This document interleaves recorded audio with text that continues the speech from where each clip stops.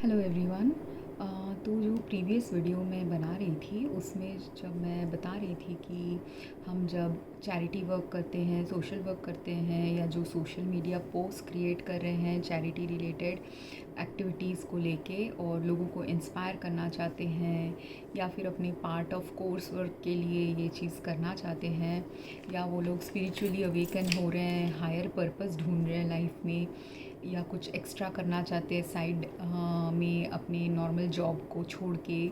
तब लोग ऐसे सब काम करने चालू करते हैं, राइट। तो उसमें अभी जो मैंने प्रीवियस वीडियो में 2 इंस्टेंसेस दिए, वैसे ही एंड बोथ इंस्टेंसेस का मेन इशू ये है कि हम डीपर क्वेश्चंस तब नहीं बता पाते या पूछ पाते लोगों से या सोच पाते डीपर क्वेश्चंस के बारे में जब हमारे left brain right brain activities merge नहीं हुए होते हैं, जब हमारा ब्रेनी एक्टिविटी और दिल का एक्टिविटी अलाइनमेंट में नहीं होता। क्योंकि जब दिल दिमाग अलाइनमेंट में होता है तब आप एम्पैथी डेवलप करते हो, तब आप दूसरों के नज़रिए से देखने की शुरू करते हो लाइफ को। क्योंकि दूसरों के नज़रिए से हमने अगर लाइफ को नहीं देखा, तब हम क्या करेंगे जब किसी को हेल्प कर रहे होंगे, हम हमारे नज़रिए से हेल्प कर रहे होंगे, हम सोच रहे होंगे हमारा कैपेसिटी कितना है हेल्प करने का, या हमको जो सूझ रहा होगा उस वे से हेल्प कर रहे होंगे। पर क्रिश्चियनिटी में इसलिए भगवान को उन लोग या होली स्पिरिट को बोलते हैं कि आप भगवान को कंसिडर करिए अपने एक्शंस में। क्यों? क्योंकि भगवान और जो होली स्पिरिट होता है वो बैलेंस्ड एंटिटी होता है मैस्कुलिन फेमिनिन एनर्जी का। और उसमें क्रिश्चियनिटी में ये भी कहा जाता है कि lean not unto your own understanding, मतलब अपने ही सिर्फ समझदारी से काम नहीं, कर्म नहीं करने चाहिए। तो कर्म हमको कैसे करने चाहिए? डेफिनेटली अपनी समझदारी से, थोड़े कर्म अपनी समझदारी से करने चाहिए, पर मेजर कर्म जब आप कुछ चेंज लाने के लिए करना चाहते हो या कुछ डिफरेंट करने के लिए करना चाहते हो, जो आपको इंस्पिरेशन मिल रहा है, वो इंस्पिरेशन कहाँ से आ रहा है? वो इंस्पिरेशन आ रहा है आपके अंदर की फेमिनिन एनर्जी की वजह से। क्योंकि फेमिनिन एनर्जी चाहता है चेंज, फेमिनिन एनर्जी ब्रिंग करता है नेगेटिव पोलैरिटी, और वो नेगेटिव पोलैरिटी जब आपके अंदर है तभी आप चेंज लाना तो चाहते हो। तो आपके अंदर थोड़ा फेमिनिन एनर्जी है पर वो बैलेंस्ड नहीं है मैस्कुलिन एनर्जी के साथ, या आपको आपके टीम में feminine energy holding main women को भी लाना है, बैलेंस फेमिनिन एनर्जी वाले मेन विमेन को आपके प्रोजेक्ट्स में इन्वॉल्व करना है ताकि आप वो बैलेंस ला सके। क्योंकि हर इंसान का कर्म अलग होता है। तो जिनके भी बारे में मैंने अभी वो वीडियो प्रीवियस वीडियो में भी बताई और इस वीडियो में भी, और मैंने पास्ट में भी बहुत सारे वीडियोस बनाए हैं चैरिटी वर्क रिलेटेड, हर वीडियो में एसेंशियल चीज़ ये है कि हमको जब हम चेंज करना चाहते हैं कुछ, वो चेंज के वक्त बैलेंस कैसे आता है? बैलेंस आता है कि कुछ कुछ पास्ट की चीज़ें हम कंटिन्यू करेंगे, रिटेन करेंगे उसमें, जिसमें मैस्कुलिन एनर्जी का रोल होता है। वो चीज़ों को कंटिन्यू करना जो दृढ़ता से कंटिन्यू करने की ज़रूरत है, या जो अगर आप कंटिन्यू नहीं करेंगे तो आपका फाउंडेशन टूट जाएगा। और सेकंड जो चीज़ है, फेमिनिन एनर्जी आपको शिफ्ट करने में, अलाइन करने में हेल्प करता है, चेंज होने में हेल्प करता है कि कहाँ पे चेंज लाना है, कैसे चेंज लाना है, कौन सा चेंज अगर आपने लाया तो मैस्कुलिन एनर्जी के साथ बैलेंस में रहेगा, और कौन सा चेंज लाया तो चीज़ें टूट जाएगी वापस। तो इसीलिए बैलेंस मैस्कुलिन फेमिनिन एनर्जी वाले लोगों को मिल के काम करना है और एक दूसरे के साथ मिल के काम करना है, ना कि आइसोलेशन में काम करना है। क्योंकि एक दूसरे के साथ काम करने वाला जो एक्सपीरियंस है वो नेक्स्ट लेवल ऑफ एक्सपीरियंस है अर्थ के एवोल्यूशन का। पर वो नेक्स्ट लेवल कोलैबोरेशन वाला एक्सपीरियंस कब आएगा अर्थ में? जब आप दूसरों की सोशल मीडिया पोस्ट को देख के इंस्पायर होके उनके साथ कोलैबोरेट करने का सोच रहे होगे, रैदर देन जेलस हो जाने का या ये सोचने का कि ये क्या कर रहा है। मतलब ये क्या कर रहा है आप सोच सकते हो, पर ये क्या कर रहा है अगर आपने नेगेटिव ही एनर्जी को ईवल की एनर्जी से देख लिया या बहुत ज़्यादा डार्कनेस में देख लिया, तब आप किसी के साथ कोलैबोरेट नहीं कर सकते। पर अगर आपने देखा कि अच्छा इसका अच्छा ये है, ये चीज़ जो कर रहा है वो अच्छा कर रहा है, और ये चीज़ जो कर रहा है इसको थोड़ा चेंज कर सकते हैं, जो हमारे अंदर शायद वो एक्सपीरियंस हो या एक्सपर्टीज़ हो उसको चेंज करने की, या उनके साथ अगर हम कोलैबोरेट करेंगे तो हम दोनों मिल के उसको एक better evolve way of, aligned way of doing और एग्जीक्यूशन में लेके जा सकते हैं। तो तब ही जाके आप किसी के साथ कोलैबोरेट कर सकते हो, राइट। सो इसीलिए अगर आपको कोलैबोरेशन वाले मोड में जाना है और समझना है आपके जो इंस्पिरेशन आपको आ चुकी है ऑलरेडी उसको और बढ़ावा कैसे दें या राइट डायरेक्शन में कैसे लेके जाएं, तब आपको सही सही लोगों के साथ कोलैबोरेट करना भी सीखना पड़ेगा। एंड ना ही सिर्फ आपके प्रोजेक्ट में सही सही लोगों से कोलैबोरेशन सीखना पड़ेगा जो अलाइंड हो आपसे, बैलेंस करे आपको, आप जिनको बैलेंस करे। जो आपको सिर्फ एक दूसरे को बैलेंस करना तो फर्स्ट लेवल हो गया, उसके बाद आप जिनके साथ कोलैबोरेट करोगे उनके साथ आपको ये भी देखना है कि आपका life purpose balance and align हो रहा है कि नहीं अर्थ के नेक्स्ट सेंचुरी या नेक्स्ट डेकेड ऑफ एवोल्यूशन के लिए। क्योंकि हम कितना भी इट इज़ ट्रू, एक पार्ट फिलॉसफी का ये है कि हमको हर दिन ऐसे जीना है जैसे कि कल हम शायद यू ओनली लिव वंस करके एक फिलॉसफी है, और दूसरा फिलॉसफी है कि जीवन को ऐसे जियो जैसे कि कल आप अगर मर जाओगे तो आज क्या करना चाहते हो वो सोच के जियो। तो एक पार्ट तो लाइफ का ये है कि आपको वैसे सोच के जीना चाहिए कि हर दिन हम कितना वैल्यूएबल कैसे बनाएं। हर दिन जब लोगों को पता चलता है ना कि हम अभी मरने वाले हैं, तब आप देखेंगे वो लोग बहुत वैल्यूएबल काम करने लग जाते हैं। जैसे मेरे साथ भी वही हुआ है कि जब मुझे वो कैंसर का थ्रेट आया एंड इश्यूज़ आए बहुत सारे हेल्थ के, तब जाके मुझे मेरे अंदर वो प्रेशर आया जिससे मैं अभी क्या कर सकती हूँ, क्या करने की कैपेसिटी रखती हूँ, या जो जो चीज़ें नहीं की वो सब चीज़ें मेरी बाहर आ रही हैं, राइट। ये वीडियोस में वो सब चीज़ें भी मेरी बाहर आ रही है जो मैंने कुछ कुछ तो पहले से एक्सपीरियंस किया है, पर कुछ कुछ है जो मुझे एक्सपीरियंस करना है पर अभी तक मैंने एक्सपीरियंस किया नहीं है। पर अगर मैं एक्सपीरियंस ना कर पाऊँ, दूसरे लोग अगर वो चीज़ें एक्सपीरियंस करना चाहते हैं तो क्या करें, उनके ऊपर भी मैं वीडियोस बना रही हूँ। या अगर मेरा ये सब क्लियर हो जाए phase of cancer health issues, तब मुझे क्या करना चाहिए उसके बारे में मुझे थोड़े मैप मिल रहा है गॉड से। अब वो मैप में से कौन सी मैप मैं एग्जीक्यूट करूँगी वो तो अभी उस वक्त मेरा क्या है, फिज़िकल स्टेटस हेल्थ का, मेंटल स्टेटस हेल्थ का, social financial status, socio economic status, ये सब फैक्टर्स का कॉम्बिनेशन डिटरमिन करेगा ना कि अगर भगवान ने मुझे 5 पथ भी दिखा दिए कि आप चैरिटी वर्क करो या हेल्थ केयर वर्क करो या सोशल वर्क करो या पर्सनल लाइफ में कुछ करो, कुछ भी मुझे जो पथ दिखा दिए कि ये करने की मुझे कैपेसिटी है, पर उसमें से कौन सा कैपेसिटी मैं पिकअप करूँगी तो डिपेंड करेगा। अगर मेरे पास बहुत सारा इवन दो मेरे पास रिटेल वर्क, कॉर्पोरेट वर्क का थोड़ा थोड़ा एक्सपीरियंस है, हॉस्पिटल वर्क का एक्सपीरियंस है, लॉन्ग आवर्स 12-12 घंटे के काम करने का भी एक्सपीरियंस है, अगर करंट मेरे पास वो कैपेसिटी नहीं है डिस्पाइट दैट एक्सपीरियंस वो काम करने का, क्या मैं वो काम कर सकती हूँ? नहीं कर सकती। तब मुझे क्या देखना है, अभी के current health status, current status के बेसिस पे करना है कुछ काम। सेकेंडली जब मुझे अगर 10 प्रोजेक्ट आए उसमें भी अगर 10 प्रोजेक्ट्स को भी मैं कैपेबल हूँ करने के लिए, पर वो 10 में से जो प्रोजेक्ट मेरे सोल से अलाइंड है, मेरे करंट सर्कमस्टेंसेस के से अलाइंड है, मेरे लिमिटेशंस को मद्देनज़र रखते हुए मैं कर सकती हूँ, वही मुझे करना चाहिए कि ऐसा काम करना चाहिए जो मेरे लिमिटेशंस के बहुत ही बियॉन्ड है और वो मैं स्ट्रेच कर लूँगी तो देन मैं टूट जाऊँगी। तो ये सब चीज़ें भी ये जो समझना कि स्ट्रेच करना है कोई काम करने का, या एवोल्यूशन करना है कोई काम का, या चेंज करना है कोई काम का, वो कितने एक्सटेंट तक हमको करना चाहिए वो भी समझना एक balance masculine feminine energy holding person, holding organisation का काम होता है।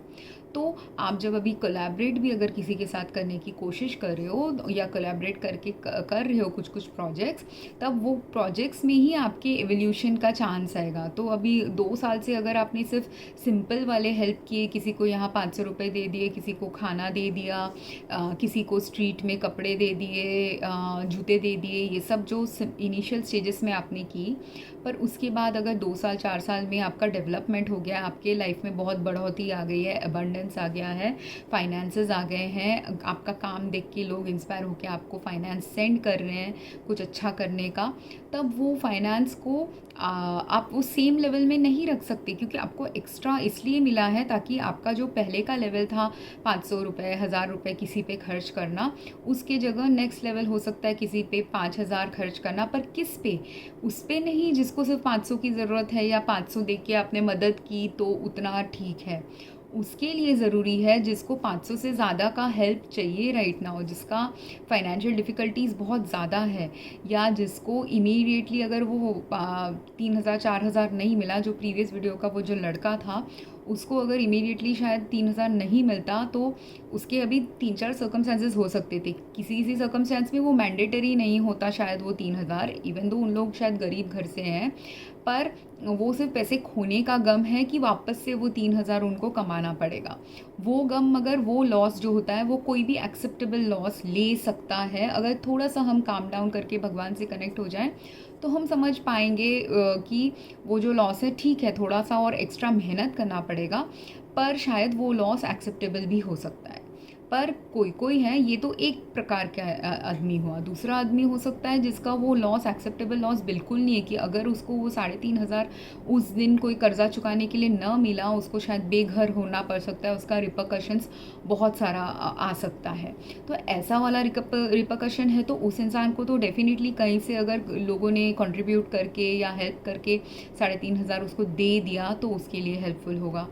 फिर जो एक और है जो मैंने उस वीडियो में सिनेरियो दिए थे कि अगर सपोज़ वो किसी के दहेज के लिए वो लोग दे रहे थे, या उनके ससुराल में बहुत मॉनिटरी डिमांड हो रहे हैं उनके किसी सिबलिंग का, तो तब उन लोग दे रहे हैं, तो उस वक्त ये समझना है यस वो इन लॉज के ऊपर भी उनका अगर कर्ज चल रहा है या टेम्पररी वन टाइम कर्ज है, तब इन लॉज को अगर वो 3500 मिल जाए तो ठीक है। सपोज़ के सिस्टर के इन लॉज को आप दे रहे हो, वो तो ओके है, कभी कभार तो आपको रिलेटिव्स को हेल्प करना चाहिए। पर जब वो डिमांड ग्रीड के डिमांड होता है कि आपकी ज़रूरत है नहीं, आप सिर्फ ऐसे ही आपके पास ऑलरेडी है, आप शायद लखपति हो करोड़पति हो, फिर भी आपको ऐंठना है दूसरों से पैसा, या आपके पास अपनी लाइफ को आप लखपति करोड़पति नहीं हो, आप शायद एवरेज मिडिल क्लास के ही हो, पर आपके पास जितना फाइनेंशियल रिसोर्सेज है वो इनफ है, आपको वो पैसे की भूख की ज़रूरत है नहीं एक्चुअली, पर आप सिर्फ सोसाइटी के दिखावे के लिए या ग्रीड के वजह से आप ऐंठना चाहते हो कि ये प्रथा है, कि या तो अगर मदर इन लॉ के साथ ऐसा हुआ होगा कि उसके इन लॉज ने, उन लोग तब गरीब थे इसलिए उसके पेरेंट्स से शायद पैसा लिया होगा, पर अब वो लोग उतने गरीब नहीं हैं, अब वो लोग लोअर मिडिल क्लास नहीं है, अपर मिडिल क्लास हैं, फिर भी उनको दूसरों से पैसा लेना है, तो वो गलत बात हो गई ना। जब आप लोअर मिडिल क्लास थे, पुअर थे, तब अगर रिलेटिव से मांग के अपने पैसे लिए या हेल्प मांगा, इन लॉज से हेल्प मांगा, कोई बात नहीं अगर मांग लिया आप, मगर जब तब एक रियल फाइनेंशियल नीड था इसलिए शायद आपने मांगा, पर जब आपके पास रियल फाइनेंशियल नीड नहीं है और आपके पास जितना दिया गया है भगवान ने वो काफ़ी है आपकी प्रॉब्लम्स को सॉल्व करने, खुद से आप सस्टेनेबल हो और सॉल्व कर सकते हो अपना प्रॉब्लम, बस आपका शायद आपको थोड़ा बजटिंग, अगर सपोज़ ऐसा है कि आप मिडिल क्लास के हो, अपर मिडिल क्लास के हो, एंड ऐसा नहीं है कि फाइनेंशियल डिफ़िकल्टीज़ किसी को नहीं आती, हो सकता है कि आपका लोन लिया था, लोन चुका नहीं पा रहे, पर आपको उसमें क्या सीखना है, ये सीखना है कि अगर मैंने लोन लिया, अभी मैं नहीं चुका पा रहा, पर आप अभी भी कमाने का कैपेसिटी रखते हो, कमाने की अपॉर्चुनिटी है, तो लोन को एक्सटेंड करना, राइट। और वैसे सभी होता है, यूएस में हो, इंडिया में हो, बैंकिंग सिस्टम सब आपके लोन के टर्म्स को थोड़ा चेंज कर देंगे कि आप आज अगर 10 साल में आपको पे करना था लोन, आपने नहीं पे किया, उसको 15 साल में पे करने का कुछ प्रोसेस आपको दे देंगे, राइट। पर ऐसा अगर है तो आपके कैपेसिटी के अंदर फिर भी है ना वो चुकाना, तो तब आपको ज़रूरत नहीं है ना कि वो 3000 नहीं दिया तो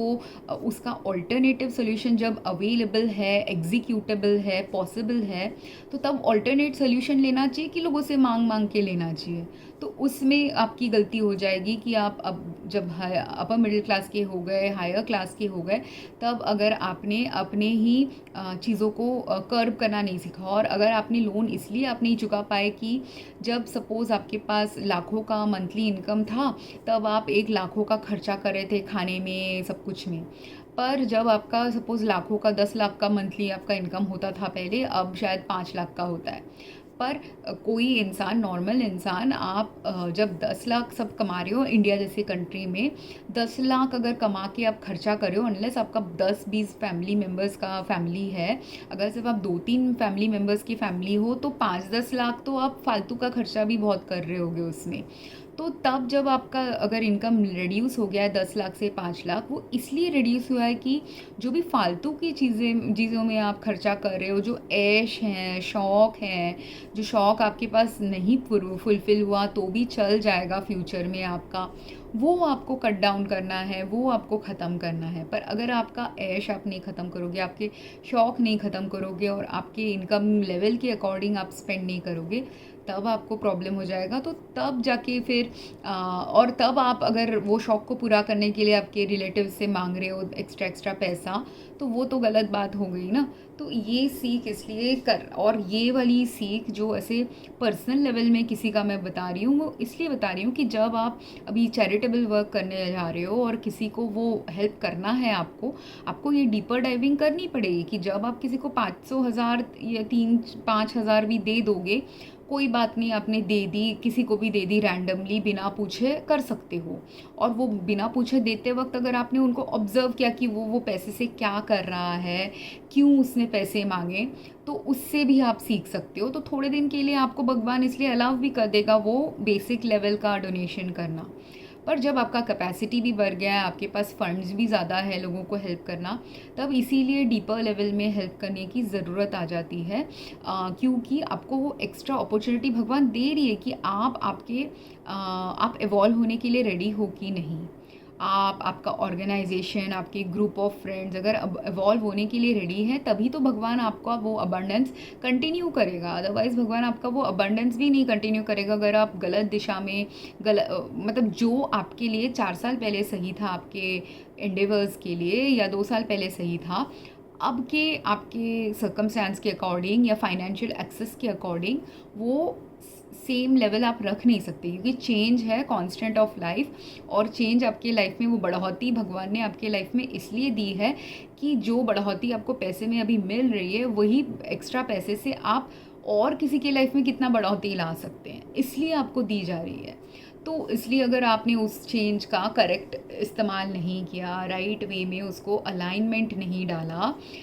तो मोस्टली आपका प्रोजेक्ट फिर ठप होने लग जाएगा। और किसको जल्दी जल्दी उसका कर्म समझ में आएगा? जो भगवान बोलते हैं ना कि शनि भगवान जो होते हैं उनका प्रकोप आ गया, इसलिए हमारे साथ हमेशा बुरा होता है, ऐसे करके बहुत सारे लोग ना शनि भगवान के प्रकोप से, या जो एस्ट्रोलॉजी में बिलीव करते हैं या भगवान में बिलीव करते हैं, किसी किसी को इंस्टेंट कर्मा आ जाता है। उसको आ जाता है जिसका काम है कि जल्दी जल्दी सीखना। जो जल्दी जल्दी सीख सकता है उसको ही इंस्टेंट कर्मा जल्दी आएगा, पर जो जल्दी जल्दी नहीं सीख सकता उसको इमीडिएटली शायद उसका प्रोजेक्ट ना ठप हो, पर जो चीज़ 4 साल से बहुत सक्सेसफुल चल रही थी, नेक्स्ट 2 साल में उसका डिक्लाइन आने लग जाएगा। आपने अगर वो नेक्स्ट 1-2 साल में समझ में लग गए कि आपके फंड्स का डिक्लाइन हो रहा है, आपके प्रोजेक्ट्स में आपको रेस्टलेसनेस आ रहा है, या आपकी रुकावटें और बाधाएं बहुत आ रही है, वो सब इसलिए आ रही होंगी आपको पॉज करने के लिए, रिफ्लेक्ट कराने के लिए कि क्यों बाधाएं आ रही है, कि जो चीज़ पहले आप ठीक कर रहे थे अब वो ठीक क्यों नहीं हो रहा। तो उस वक्त आपको बैलेंस लाने के लिए ये ज़रूरी है,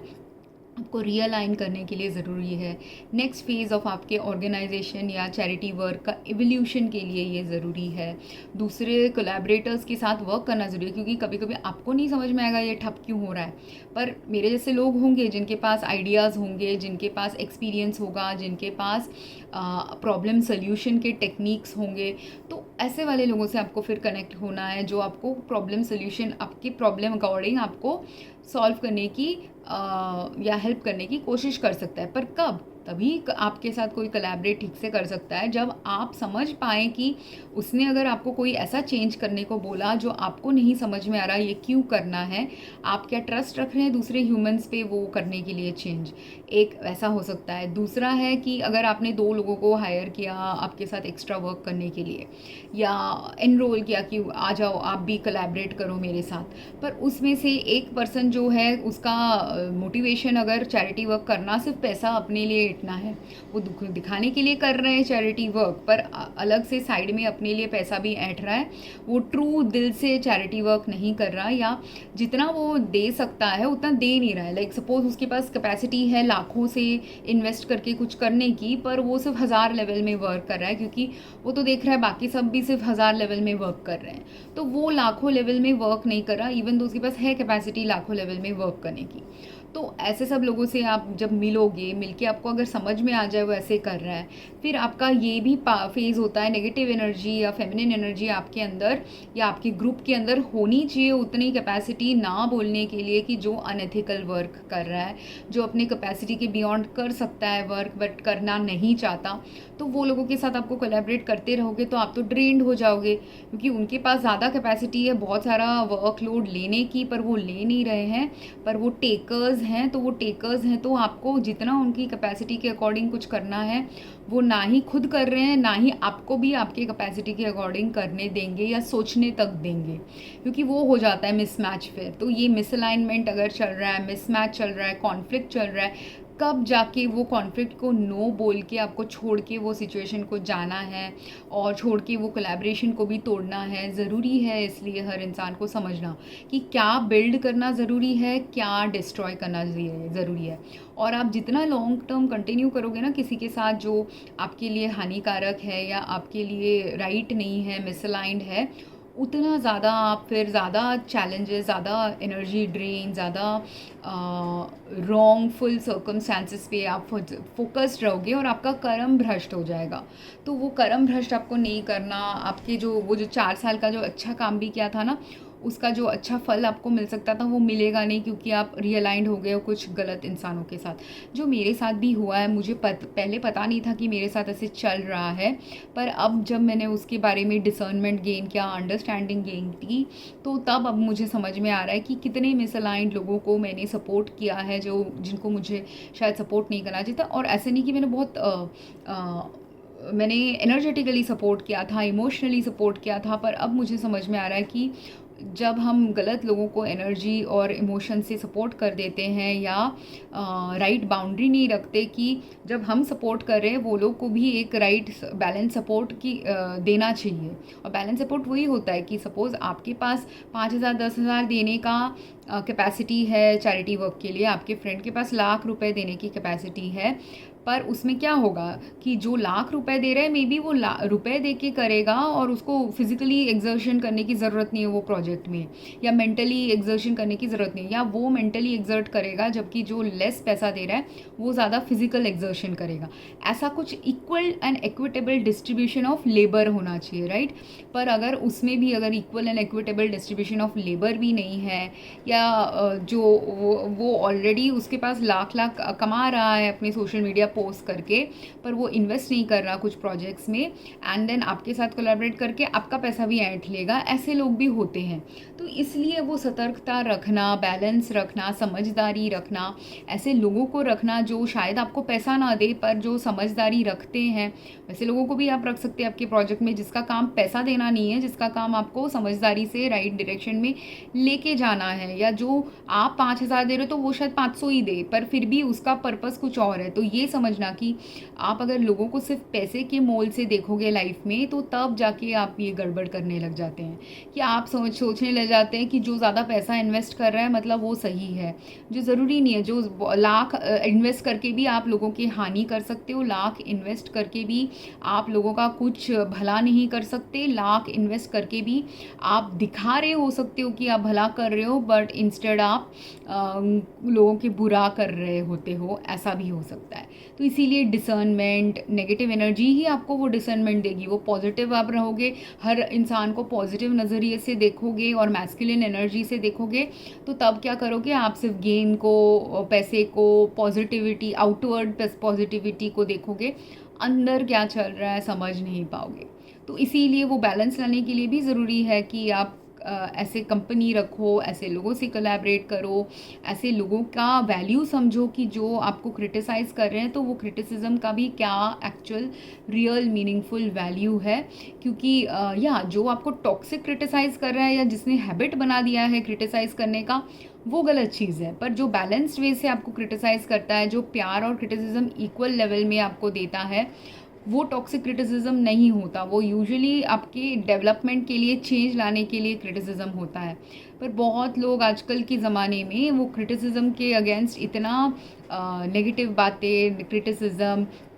ये सबको इतना अवॉइड करने लग जाते हैं कि वो अवॉइड करते करते आप फॉल्स लाइट क्रिएट कर देते हो कोई सिचुएशन के बारे में। तो आप अगर चैरिटी कर रहे हो, अभी सपोज़ आपको मिलियन फॉलोअर्स आ गए, लाख के फॉलोअर्स आ गए, लाखों के फॉलोअर्स ने आपको बोला होगा आप कितना अच्छा काम कर रहे हो, कितना अच्छा काम कर रहे हो, 4 साल से आप वही सुने जा रहे हो, लोगों से भी सुने जा रहे हो, अपनी पर्सनल लाइफ के लोगों से भी, सबसे सुने जा रहे हो। तो उसमें ही आपका अगर चढ़ गया ईगो, और उसमें अगर किसी ने लिख दिया कि आप ऐसे कर रहे हो, और जैसे मेरे जैसे किसी ने वीडियो बना दी, आपने सोचा ये, या कमेंट लिख दिया ऐसे टाइप ही, तो आपने सोचा कि ये 1000 लोग, लाख लोग, मिलियंस लोग मुझे प्रेज़ कर रहे हैं, तो उसने ऐसे कमेंट क्या लिखा है तो उसका ही दिमाग ख़राब होगा, ऐसे आप सोच सकते हो। या ऐसे सोच सकते हो कि वो मुझसे जलता होगा, वो खुद कुछ नहीं कर सकता इसलिए ऐसे बोल रहा होगा, बोल रही होगी, या ये सोच लिया। तो ऐसे सब सोच के अगर आप बैठ गए, और कभी कभी हो सकता है कि पार्ट ऑफ जो आप सोच रहे हो वो सच है, कि कोई खुद से नहीं कर सकता इसलिए कमेंट कर रहा है, या कोई खुद से कभी किया नहीं है फिर भी बोल रहा है कि ऐसा करो वैसा करो, या कोई ये सोच सकता है। ये सब सोच के आप बैठ तो सकते हो, पर मैंने खुद से किया है ये सब प्रोजेक्ट्स, इतने लेवल पे, हाई लेवल पे नहीं किया है इतना, पर कुछ कुछ किया है इनफ कि समझने के लिए वो वाले प्रोजेक्ट्स के क्या बेनिफिट्स हैं, क्या हार्म्स हैं। ठीक है, तो इसलिए ही मैं कमेंट कर रही हूँ, जो मैं कर चुकी हूँ, जो कुछ थोड़ा सा तो पथ ट्रैवल करके समझ चुकी हूँ कि जो पथ में मैं जा रही हूँ उसके गलत क्या क्या की हूँ उस पथ में। एंड अगर दूसरे ने भी समझदारी किस में होती है, सिर्फ अपनी गलती से सीखने की कि दूसरों की गलतियों से भी सीखने की। तो मैं जो लिख रही हूँ या बोल रही हूँ यहाँ पे, ये मेरे दूसरों की गलती प्लस खुद के गलती से सीख के मैंने क्या सीख ली है उसको ही क्रिस्टलाइज़ करके ये वीडियो बना रही हूँ, ताकि कोई और, अगर सपोज़ अगर मैं कल मर जाऊँ, मुझे पता है क्या कि कल मैं ज़िंदा रहने वाली हूँ, 1 साल ज़िंदा रहने वाली हूँ या 10 साल ज़िंदा रहने वाली हूँ, मुझे नहीं पता। हाँ, भगवान से मुझे आश्वासन मिली है कि जो मेरा करंट ट्रबल्स है चला जाएगा। फिर भी जब तक मेरा करंट ट्रबल्स जा नहीं रहा है, जब तक मैं ये प्रोजेक्ट पे काम करने के लिए मेरे पास फिज़िकल हेल्थ स्टेटस नहीं है, फाइनेंशियल हेल्थ स्टेटस नहीं है, या वो स्टेटस नहीं है जिससे मुझे लगता है कि मैं ये ऐसे टाइप प्रोडक्ट्स कर सकती हूँ, फिर भी मेरा जो पास्ट एक्सपीरियंस है ये सब प्रोजेक्ट्स को करने का, वो वेस्ट हो जाएगा क्या? नहीं ना। अगर if I want to use past experience, like suppose ना मैं कल एकदम फिट एंड फाइन हो गई, या 1 साल बाद फिट एंड फाइन हो गई, और मैं बहुत कुछ करने के लिए केपेबल हूँ, और तब मैंने अगर सपोज़ चैरिटी वर्क सोचा ही नहीं करने का, पर जब तक मैंने चैरिटी वर्क किया था, मतलब इस लेवल का चैरिटी वर्क मुझे करना नहीं है जिस लेवल पे मैं बता रही हूँ, सपोज़ मुझे नहीं करना, अगर मुझे नहीं करना, ये मैंने डिसाइड किया 4 साल बाद, 2 साल बाद, और मैं ज़िंदा हूँ, हेल्थ फिट है, सब कुछ है, और मुझे पता है कि शायद मैं और 8-10 साल शायद जी सकती हूँ, ऐसा वाला मुझे इंडिकेशन आ रहा है, तब मैंने कोई और सपोज़ प्रोजेक्ट करना चालू कर दिया। तब क्या मेरा जो पास्ट चैरिटी वर्क एक्सपीरियंस है, वॉलंटरी वर्क एक्सपीरियंस है, वो वेस्ट कब होगा? जब मैंने कभी उसके बारे में ना ही किसी को एडुकेशन दिया, ना ही वो एक्सपीरियंस के बारे में किसी को जो मैंने लर्न किया है वो समझाया, ना ही फ्यूचर में सपोज़ मैं डायरेक्ट चैरिटी वर्क में ना इन्वॉल्व हूँ, पर मैं कुछ और अर्न कर रही हूँ, उससे अगर मैंने मेरा percentage of income charity work में दिया, वो वर्क को देना चाहिए ना, कि जिसको समझ के बूझ के मुझे समझे कि ये लोग करेक्ट चैरिटी कर रहे हैं, तो तब जाके दूँ। ये सब के लिए मेरा पास्ट एक्सपीरियंस आया है, ये सब रिलेटेड। तो जो और मेरा अभी करंट लेवल क्या है, करंट लेवल में अगर मैं उतना अर्न कर रही हूँ जाके किसी को डोनेट करने का, नहीं, थोड़ा थोड़ा ओकेशनली डोनेट कर सकती हूँ, जो मैं करती हूँ कभी कभार। सेकेंडली, खुद से जाके अगर हाथ से मुझे जाके जब करना होता है, क्योंकि मैं हूँ एक पर्सन जो मुझे खुद से करने की कुछ कुछ चीज़ें खुद से करना अच्छा लगता है, तो जो चीज़ मुझे खुद से करना अच्छा लगता है वो भी मैं कर लेती हूँ कभी कभार, जब कैपेसिटी होती है। पर मैं अपनी कैपेसिटी को जानती हूँ, जब कैपेसिटी है तब मैं करती हूँ, जब कैपेसिटी नहीं है तब मैं ना कर देती हूँ। ये भी आपको सीखने की किसी किसी को ज़रूरत हो सकती है। सपोज़ आप ऐसे चैरिटी वर्क 4 साल से कर रहे थे, पर आप चैरिटी के साथ साथ ऑफिस में भी बहुत वर्क करते हो, या आपने सडनली शादी कर ली, पर शादी करके आपको शादी का भी रिस्पॉन्सिबिलिटीज़ आ गया कि शादी कर ली, शादी करके इनिशियली 1-2 ईयर्स आपको कोई रिस्पॉन्सिबिलिटी नहीं था, पर अब आपके बच्चे की रिस्पॉन्सिबिलिटीज़ आ गई, तो तब आपको चैरिटी सिर्फ क्या घर के बाहर का काम करना ही चैरिटी है कि घर के अंदर भी आपके लोगों को करना है? तो आपने शादी नहीं तो क्यों की? अगर आपको शादी नहीं, आपको सिर्फ वो सपोज़ आप हर दिन 10-10 घंटे ऐसे काम करते थे, यही आपका वर्क था, सोशल वर्क आपका वर्क था, या आप 2 घंटा सोशल वर्क करते हो, 8 घंटा ऑफिस में काम करते हो, ऐसा वाला कुछ आपका स्केड्यूल था। पर अगर आप अभी किसी वाइफ से पहले शादी किए, फर्स्ट तो आप ऐसे वाइफ से शादी करो जो आपको सपोर्ट करे आपके चैरिटी वर्क में डायरेक्टली इन्वॉल्व होके, या इमोशनली एंड दूसरे वे में आपको सपोर्ट कर रही है, वैसे लड़की आपको ढूंढनी चाहिए। ऐसे ही जस्ट जो लड़की मुझे ठीक दिख गई, सेक्सुअली अट्रैक्टिव दिख गई, उसके साथ शादी कर लेंगे तो आपका जीवन बर्बाद हो जाएगा, आप मिसडायरेक्टेड और मिसअलाइंड हो सकते हैं, पॉसिबिलिटी है। जो अलाइंड है अभी लड़की आपके चैरिटी वर्क के लिए, उसमें भी मगर जब आपके घर में अभी बच्चे आ गए हैं 2-3 साल शादी के बाद, वो 2 साल आपको बहुत सपोर्ट दी, आपके साथ शायद 1-2 घंटे जाती भी थी कभी कभार चैरिटी वर्क में, पर अभी जब बच्चे का रिस्पॉन्सिबिलिटी आ गया है, वो तो जा नहीं सकती हमेशा वो चैरिटी वर्क में। पर उस वक्त अगर आपके पास टीम भी आपने बिल्ड नहीं किया है, इसलिए भी टीम बिल्ड करना ज़रूरी है कि अगर 4-5 लोग मिलके ये काम करेंगे तो जब आपके पास दूसरे रिस्पॉन्सिबिलिटीज़ आ जाएंगे, वो काम तो चलते रहना चाहिए अगर आपको चाहिए कि वो काम लॉन्ग टर्म चले। तभी जैसे मेरा चैरिटी वर्क ठप हो गया, कब? मैं तो अकेले कर रही थी, मैं कोलैबोरेट करने के लिए लोग भी ढूंढ रही थी, पर वो मेरा हुआ नहीं उस वक्त राइट कनेक्शन कोलैबोरेशन लोगों के साथ, तो हुआ नहीं जब, तो मैंने वो तो छोड़ दिया वो काम। पर और मैं बीमार भी पड़ गई इसलिए छोड़ दिया, बहुत सारे कारणों से वो छूट गया धीरे धीरे मेरे से। तो जब वो छूट गया तो तब मैंने वो काम करना छोड़ दिया। फिर उसके बाद मगर मेरे मेड्स वेड्स हैं, वो लोग कभी कभी ऐसे स्ट्रे एनिमल्स को फीड कराते हैं, तो तब क्या किया, जब मैंने छोड़ दिया है मैं उनको पे कर रही थी कि कभी कभार वो लोग पूछ लेते हैं, खुद ही मांग लेते हैं, या कभी कभार मैं पूछ लेती हूँ कि आपको चाहिए क्या फंड्स आपके एक्टिविटीज़ के लिए, तो तब मैं उनको दे देती हूँ। और कब देती हूँ, जब मेरे बीच बीच में फाइनेंशियल एक्सेस रिलेटेड कुछ बैंकिंग के इश्यूज़ चल रहे थे, जब बैंकिंग के इश्यूज़ चल रहे हैं तब मैंने उनको कुछ नहीं दिया, मैंने सीधा सीधा ना कर दिया कि मेरे पास अभी नहीं है देने के लिए। पर जब नहीं है फाइनेंशियल एक्सेस इश्यूज़, जब देने का टाइम है तब मैं दे सकती हूँ, तो दे रही हूँ उनको। तो ये चीज़ जो है कि आप एक काम ना कर सको, दूसरा कुछ उसका ऑल्टरनेटिव कर सको, अगर आपका इंटरेस्ट है वो काम करने में, हमेशा ऑल्टरनेटिव चीज़ों का पथ आपका खुलता रहेगा। पर आपको समझ लगानी है, और उस वक्त जब आपकी, अगर आपने शादी के पहले एक्सपैंड कर दिया अपने ऑर्गेनाइजेशन को राइट लेवल में, राइट लोगों को सपोर्ट सिस्टम को रख दिया, या शादी करते करते वाइफ के साथ मिलके आपने ये किया कि राइट पार्टनरशिप्स क्रिएट किए, तो तब क्या होगा, जब आपके शादी के लाइफ में आप थोड़ा बिजी हो जाओगे, या सपोज अभी ये साइड एक्टिविटी कर रहे थे, ऑफिस के लाइफ में आप बिजी हो गए, या शादी के लाइफ एंड ऑफिस के लाइफ दोनों में आपको रिस्पॉन्सिबिलिटी भी देखनी है, क्योंकि आपकी प्राइमरी रिस्पॉन्सिबिलिटी क्या है, ये तो आप साइड, अगर ये आपका साइड एक्टिविटी है तो वॉलंटियर एक्टिविटी है, तो आप तो अगर ऑफिस का सडनली लोड आ गया तो आपको एक तो समझना है कि मैं वॉलंटियर एक्टिविटी में फोकस करूं कि ऑफिस की रिस्पॉन्सिबिलिटी लूँ। आपको अगर प्रमोशन चाहिए तो आपको ऑफिस में फोकस करना पड़ेगा, या कुछ और कारण से आपका इमीडिएट अर्जेंट नीड है ऑफिस में, उसमें फोकस करना पड़ेगा। तो ये सब जो डिसीजन मेकिंग, ये क्रिटिकल डिसीजन मेकिंग पॉइंट्स आ जाएंगे लोगों के लाइफ में, कि मैं कितना, अभी पहले अगर दिन में 2 घंटे देता था, अभी मैं सिर्फ वीकेंड में 2 घंटे दे सकता हूँ, ऐसा हो सकता है, फेज़ आ सकता है, ये फेज़ आ सकता है कि कभी आपको टाइम ही ना मिले अभी देने का। पर अगर आपका तभी ऑफिस में तरक्की चल रहा है, आपको एक्स्ट्रा सैलरी मिल रही है, और आपने क्रिएट कर लिया है एक ऑर्गेनाइजेशन जिसमें अभी और भी लोग इन्वॉल्व हैं और अच्छा काम कर रहे हैं, तो तब आप पहले अगर सिर्फ 1000 रुपये डेली कंट्रीब्यूट करते थे ये सब चीज़ें करने के लिए, अब आपका तरक्की अगर आ गया है तो आप 5000 कंट्रीब्यूट कर दीजिए, पर टाइम कम दीजिए, ऐसा हो जाएगा। तो ये फ्लेक्सिबिलिटी लाना, ये फ्लेक्सिबिलिटी आपको कहाँ से आएगी, वो अगेन फेमिनिन एनर्जी आपको अडेप्ट करने में, बैलेंस फेमिनिन मैस्कुलिन एनर्जी, आपको जो चीज़ कायम रखनी है मैस्कुलिन एनर्जी बताएगा, और कौन सी चीज़ तोड़ के चेंज करके कुछ और करना है वो फेमिनिन एनर्जी बताएगी। और उस वक्त अगर आपने सही पार्टनर से शादी की है तो ये प्रॉब्लम आपको खुद से सॉल्व नहीं करना है, या सही ग्रुप ऑफ पीपल के साथ आप ये काम कर रहे हैं तो ये प्रॉब्लम आपको खुद के ऊपर नहीं लेना। बहुत सारे इंसान जो होते हैं ना, खुद के ऊपर बोझा ले लेके ज़िंदगी ज़िंदगी जी रहा है जब खुद से बोझा लेना नहीं होता। आप राइट पार्टनरशिप में होगे तो पार्टनर्स के साथ ही पूछ के मिल के आप राइट डिसीजन मेकिंग में पहुँचोगे कि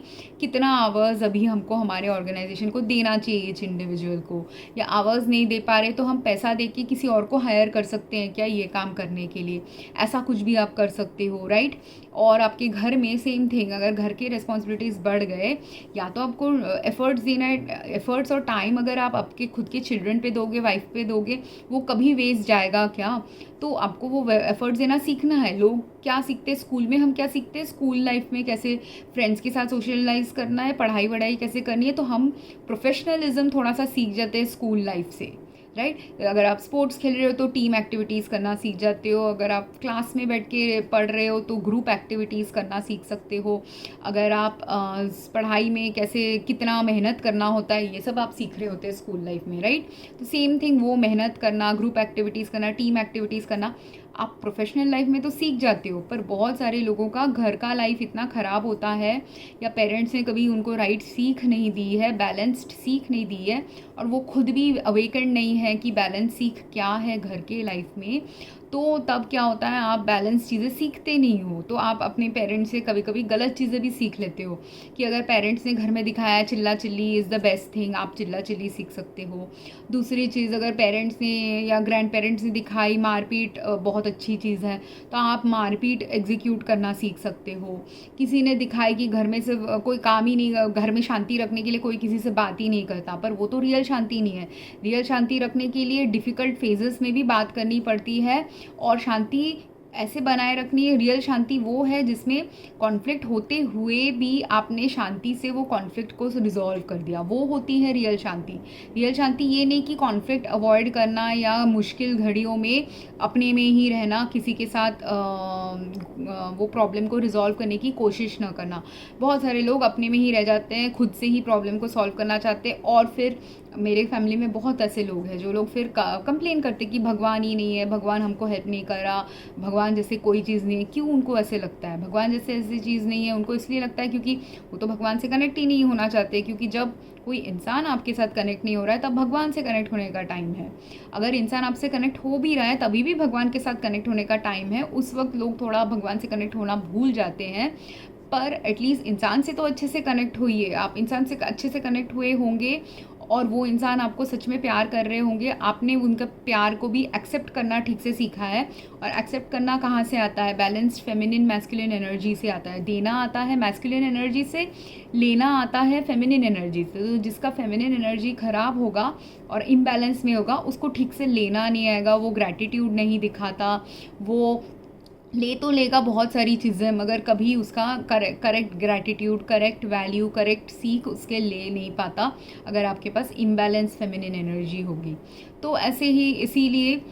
ज़रूरी है कि आपके बैलेंस रखना मैस्कुलिन फेमिनिन एनर्जी में, आपके एक्टिविटीज़ में बैलेंस रखना उसी से आता है जब आप फेमिनिन एनर्जी को इंक्लूड करोगे, एक्सेप्ट करोगे, वैल्यू करोगे फेमिनिन एनर्जी का पर्पस। और वो बैलेंस आप कैसे लाओगे? ऐसे ही आ जाएगा बैलेंस? नहीं ना, फेमिनिन एनर्जी को आपको पहले हिलाना पड़ेगा, थोड़ा सा इम्बैलेंस क्रिएट करना पड़ेगा, और आपके अंदर वो एक्सेप्टिंग कैपेसिटी है वो फेमिनिन एनर्जी को लेने की, तभी जाके वो आप एक्सेप्ट करके करेक्ट वे में मोल्ड होके, शिफ्ट होके करेक्ट चीज़ें कर पाओगे। पर अगर आपके पास, आप दृढ़ जैसे इंसान हो गए, फेमिनिन एनर्जी को मर्ज करने की शक्ति आपके पास नहीं आ रही, तो आप टॉक्सिक मैस्कुलिन बन के ज़्यादा ज़िंदगी जियोगे, या इम्बैलेंस्ड मैस्कुलिन एनर्जी में ज़िंदगी जी रहे होगे। तो आप और इम्बैलेंस मैस्कुलिन एनर्जी के इल्यूजन ये होती है कि आपको इल्यूजन आएगा कि हम तो कितना अच्छा काम करें, इतने सारे लोग प्रेस करें, इतने सारा पैसा कमा रहे हैं, इतना सारा कर्म कमा रहे हैं, ऐसे सब सोच रहे होगे आप, जबकि आप कर नहीं रहे होगे। सच में रियलिटी जो होगी, रियलिटी चेक आपको फेमिनिन एनर्जी देती है, पर वो रियलिटी चेक आपके अंदर आएगी नहीं जब तक आपने फेमिनिन एनर्जी को एक्सेप्ट नहीं किया, अंडरस्टैंड नहीं किया, पर्पस नहीं समझा उसका आपके लाइफ में। और ये बहुत सारे लोग नहीं समझते, इसलिए जब उनकी बीवियाँ आ जाती है लाइफ में, लोग कितना शादी के बारे में मजाक करते रहते हैं कि बीवी आए या पति आए, अगर पति के अंदर फेमिनिन एनर्जी ज़्यादा है और वाइफ के अंदर मैस्कुलिन एनर्जी ज़्यादा है, और पति ने बहुत सारा चेंजेस वाइफ के लाइफ में ला दिया, तो वाइफ रिग्रेट में रह जाती है कि क्या चेंजेस आ रहे हैं, इतने क्या वो चेंजेस आ रहे हैं, नहीं आना चाहिए, ऐसे सब सोचने लग जाती है। सेम वे अगर बीवी के अंदर फेमिनिन एनर्जी ज़्यादा है, हस्बैंड के अंदर कम है, वो भी ऐसे खिटखिट करेगा, पिट करेगा। नाउ आप अगर बैलेंस वाइफ के साथ भी, हस्बैंड के साथ भी आपकी शादी हुई होगी ना, वो भी टूट जाएगी अगर आपने वो खिट पिट का, फाइट का, छोटे छोटे कॉन्फ्लिक्ट्स का, छोटे छोटे डिफरेंस ऑफ ओपिनियंस का real meaning, real purpose, real higher purpose नहीं समझा, नहीं सुलझाया, उसके हायर पर्पस को समझते हुए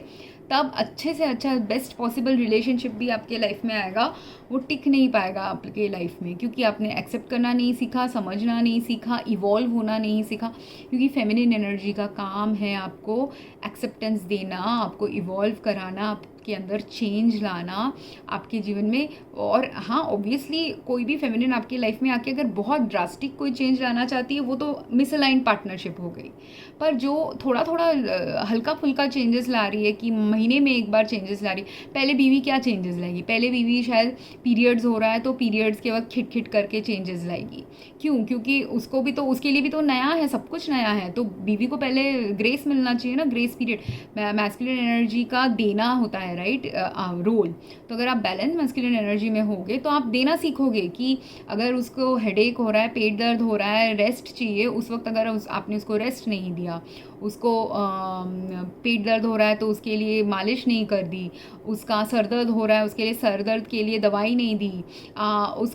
उसको वही सेम एक्सपेक्ट किया मशीन के जैसे काम करना, जब उसको पीरियड्स नहीं है ऐसा एक्सपेक्ट किया, उसको एक्स्ट्रा सोने की ज़रूरत है, सोने नहीं दिया, उसको थोड़ा रोने की ज़रूरत है, रोने नहीं दे रहे। तो ये सब भी अगर मैस्कुलिन एनर्जी कर रहा है, या इम्बैलेंस मैस्कुलिन फेमिनिन कर रहा है, जब कुछ करने नहीं दे रहे हैं जो उसका नॉर्मल चीज़ है, उसको करना ज़रूरी है हेल्दी रहने के लिए, आप किसी को करने नहीं दे रहे, तो वो है इम्बैलेंस फेमिनिन एनर्जी आपके अंदर। और आप उसको सपोर्ट नहीं कर रहे, दे नहीं रहे हैं, तो वो है इम्बैलेंस मैस्कुलिन एनर्जी, जो समझ नहीं पा रहा है क्या देना है उसको। पूछ के आप, और आपको पूछना है, वर्बली आपको यूज़ करना है आपके इमोशंस। अगर आप इंट्यूटिवली नहीं कनेक्ट हो पा रहे, पर आप वर्बली भी नहीं पूछोगे, इंट्यूटिवली भी। और कोई लोग हैं जो इम्बैलेंस मैस्कुलिन फेमिनिन में होते हैं, वो इंट्यूटिवली सब समझ जाते हैं कि इसको रेस्ट चाहिए, इसको हेल्प चाहिए, इसको सोने की ज़रूरत है ज़्यादा, इसको खाना में कुछ अलग खाना खाने की ज़रूरत है पीरियड के वक्त, सब कुछ समझ जाएंगे फर्स्ट 2-3 मंथ्स ऑफ मैरिज में। पर समझ के भी उनका ईगो इतना हाई होगा, या उनका इम्बैलेंस इतना हाई होगा, वो हेल्प करने के बजाय या तो आपको हार्म करेंगे या आपका मजाक उड़ा रहे होंगे। तो वो पर्सन आपके लिए बैलेंस पति हो सकता है, पत्नी हो सकती है, जो आपको हेल्प करने के बजाय सिर्फ आपका मजाक उड़ाए। वो तो फिर आपके लिए कंप्लीट इम्बैलेंस में हो गया ना, उस इंसान के साथ आप नहीं को एग्जिस्ट कर सकते। तो सेम वे जो पति पत्नी का ही जो ऐसे इम्बैलेंसेस हैं, दिस सिमिलर इम्बैलेंस ओनली आप जब ग्रुप एक्टिविटीज़ कर रहे हो, ऐसे सोशल एक्टिविटीज़ कर रहे हो, उसमें भी आएगा। एंड सिर्फ जिनके साथ आप एक्टिविटीज़ कर रहे हो उनके साथ नहीं आएगा, जिनको आप मदद कर रहे हो उनके साथ भी आएगा। तो इसके लिए आपका दूसरा एवोल्यूशन क्या होगा? अगर आपने 1000 लोगों को हेल्प कर दिया है 2-3 साल के स्पैन में, और वो 1000 लोगों में सब ने बहुत थैंक यू दिया, बहुत रोए, बहुत खुश हो गए कि आपने उनको कुछ मदद कर दिया। पर एक दिन आएगा जब 1000 से 100 लोग, 50 लोग, 500 लोग आपको मिलेंगे जो थैंकफुल नहीं होंगे आप जब हेल्प कर रहे होंगे, या गुस्सा कर रहे होंगे, या खिट कर रहे होंगे, या आपसे नाराज़ रहेंगे, या आपको जब आप हेल्प करना चाह रहे हो वो हेल्प लेना नहीं चाहेंगे। ऐसे सब भी लोग आएंगे। क्यों? अगेन सीख देने के लिए कि किन किन लोगों को आप हेल्प कर सकते हो। जब वो चिल्ला रहे हैं, क्यों चिल्ला रहे हैं? ऐसा हो सकता है उनको मेंटल हेल्थ इश्यूज़ चल रहा हो सकता है, सोशल कुछ इश्यूज़ चल रहा हो सकता है, वो बहुत एल्डरली हो गए रह सकते हैं कि जब वो हेल्प देना भी कोई चाहेगा वो लेना नहीं चाहेगा। तो तब आपको क्या सीखना है कि मैं इसको हेल्प करने वाला राइट पर्सन हूँ कि कहीं और से इनको हेल्प जाना चाहिए। ये भी सीखना ज़रूरी है कि किसको हम हेल्प कर सकते हैं, कौन से चीज़ों को हमको हेल्प करने की कैपेसिटी हमारे अंदर है, और कौन से चीज़ों को हेल्प करने की कैपेसिटी हमारे अंदर नहीं है और हमें ना करना चाहिए, ये कैपेसिटी हमारे अंदर नहीं है। और अगर नहीं भी है, क्या हम डेवलप कर सकते हैं वो कैपेसिटी, वो भी आपकी संस्था का या प्रोजेक्ट, ग्रुप प्रोजेक्ट का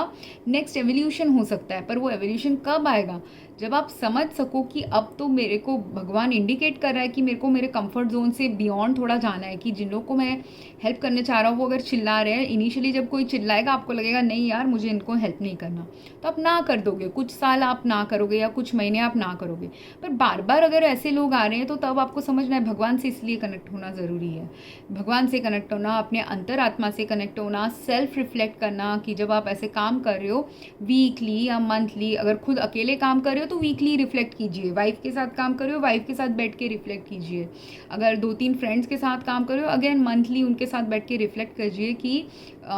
ये जो पॉजिटिव कर दिए वेरी गुड, जो नहीं किए थे पॉजिटिव उसको कैसे इम्प्रूव कर सकते हैं, जो कंप्लेन कर रहे हैं, जो खिटखिट कर रहे हैं, क्यों वो कंप्लेन कर रहे हैं, खिटखिट कर रहे हैं, क्या हम उसमें इवॉल्व हो सकते हैं समझने के लिए उनके प्रॉब्लम्स। तो ये समझना भी कभी कभी ज़रूरी होता है। एंड अगेन डिफरेंट ऑर्गेनाइजेशंस का डिफरेंट पर्पस होगा, आपके पर्सनैलिटी के अट्यूनमेंट में ही भगवान आपको कर्म के एक्सटेंशंस भी देगा या इवोल्यूशन भी देगा। ऐसा नहीं कि जिसके पास करने की कैपेसिटी नहीं है उसको भगवान वो टेस्ट बहुत कम देगा। मतलब अगर आपको 500 लोग कंप्लेन कर रहे हैं या 500 लोग खिटखिट कर रहे हैं, या मतलब कोई कंप्लेन कर रहा है, कोई खिटखिट कर रहा है, कोई ना कर रहा है, कोई ग्रैटिट्यूड नहीं दिखा रहा, कोई सामने से ग्रैटिट्यूड दिखा रहा है बट पीठ पीछे कुछ गलत बोल रहा है, ऐसे सब अगर 5 टाइप के लोग आपको दिख गए कि 100 ऐसे प्रकार के लोग हैं, तो उसमें से वो 500 के 500 को वैसे टाइप अगर बार बार आ रहे हैं तो उनको ही हेल्प करना है कि अगर या हम जो कर रहे हैं काम वो काम ही बंद करना है अभी, कि कुछ और करने का टाइम आ गया है, या जो इनग्रेटिट्यूड दिखा रहे हैं उनको कोई और संस्था के साथ कनेक्ट करने की ज़रूरत है क्या। ऐसे सब चीज़ें आपको मतलब एक्स्ट्रा थिंकिंग, थोड़ा थॉट भी लाना होता है। सिर्फ कर्म कर्म करना मीन्स सिर्फ काम नहीं, थॉट लाना है। थॉट्स कहाँ से आएंगे? उनके पास से आएंगे जो थॉट करने वाले लोग अगर आपके ग्रुप में इन्वॉल्व हो, और उनसे आएंगे जो अगर आपके पास स्पिरिचुअली आपको अच्छा नहीं लगता, कि जो लोग ऐसे कर्म भी कर रहे होते हैं, बहुत सारे लोग होते हैं उनको ना भगवान के मंदिर में जाके या 1-1 घंटे बैठ के सोच के भगवान से कनेक्ट होना, मेडिटेशन करके कनेक्ट होना अच्छा नहीं लगता, या उनका ADHD पर्सनैलिटी या एंग्शियस पर्सनैलिटी हो सकता है तो वो कनेक्ट नहीं होना चाहते। तो वो तो कनेक्ट नहीं होना चाहते कि भगवान से डायरेक्टली, पर उनके पास लिंक तो होना चाहिए ना ऐसे इंसान का कि जो कनेक्ट हो, और उनको एटलीस्ट अप्रिशिएट करना पड़ेगा फिर उन लोगों को जो भगवान से कनेक्ट होना चाहते हैं। जैसे मेरे घर में मेरी मम्मी पूजा पाठ बहुत करती थी, पर मेरे दादा दादी, वो नाना नानी, वो लोग भी करते थे, थोड़ा पूजा पाठ में इन्वॉल्व रहते थे, या उसको इंसल्ट कभी नहीं करते थे। पर मेरे डैड उसको इंसल्ट करते थे, और इंसल्ट इसलिए करते थे कि कुछ है कि उनकी ज़रूरतें पूरी नहीं हो रही इसलिए इंसल्ट कर रहे हैं। पर जब उनका ज़रूरत पूरा हो भी रहा है फिर भी अगर आप इंसल्ट कर रहे हो तो अब तो फिर आपने डिवैल्यू कर दिया ना, कि आपको भगवान से कनेक्ट नहीं हो रहा है, पर आपको भगवान से कनेक्ट करने वाले जब आपके पास लोग आ रहे हैं उनको आप डिवैल्यू कर दोगे तो प्रॉब्लम जोन आ जाता है फिर। तो ऐसे लोग अगर आपको मिल रहे हैं तो तब आप कितना भी उनको हेल्प करो, आप वो एक कुएं की तरह, अगेन जो लोग ऐसे लाख रुपए हैं उनके पास और देना नहीं जानते, वैसे ये लोग हैं वो लाख उनको दे आप वो लेना नहीं जानते, क्योंकि उनका फेमिनिन एनर्जी इतना ही डिस्टॉर्टेड है, समझना नहीं जानते उनकी भलाई किस में है। कोई और अगर उनको बोले कि ये आपकी भलाई है तो उनको ईगो आ जाता है। तो वो वाले बहुत ही डिफ़िकल्ट प्रोजेक्ट्स होते हैं, और वो प्रोजेक्ट्स करने की कैपेसिटी कौन रख सकता है? जो वो प्रोजेक्ट पे इन्वेस्ट करके वैसे 1000 बार ना सुन के भी जो कुछ कर सकता है,